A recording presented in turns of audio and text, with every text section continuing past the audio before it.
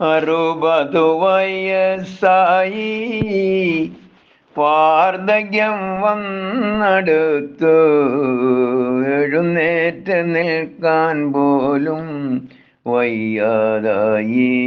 പണികൾ പലതും ചെയ്തു, മക്കളെ പോറ്റി വളർത്തി, സ്വത്തുക്കളെല്ലാം അവർക്കെഴുതി നൽകി.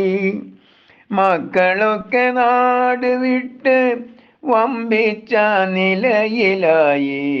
അച്ഛനമ്മമാർ വീട്ടിൽ ഒറ്റയ്ക്കായി. വാർദ്ധക്യം വന്നടുത്താൽ മക്കൾക്കും മരുമക്കൾ വൃദ്ധരെ കാണുമ്പോൾ പുച്ഛമാണ്. കിളവനെന്നു കിളവിയെന്നു നാമനിർദ്ദേശം ചെയ്യും. പിന്നത്തെ വിളിയൊക്കെ അപ്രകാരം.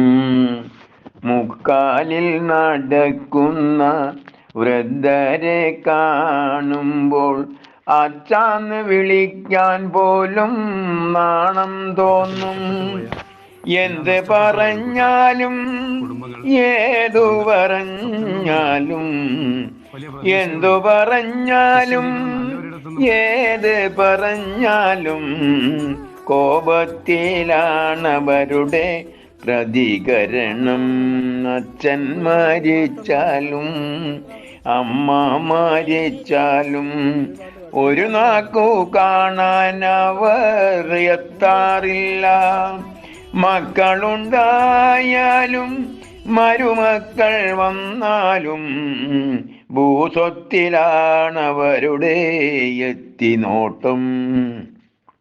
മക്കളുണ്ടായാലും മരുമക്കളുണ്ടായാലും വയോജനങ്ങൾക്കാശ്രയം അനാഥശാല. ആരാന്റെ മക്കളെ തന്മക്കളാക്കിയാൽ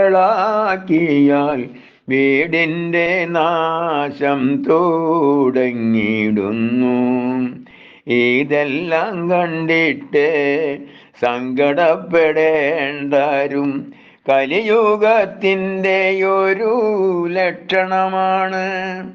വിത്ത് വിതച്ചിട്ട് വളമിട്ട് നോക്കുക, ഫലം കിട്ടും എന്നാരും കരുതിടേണ്ട.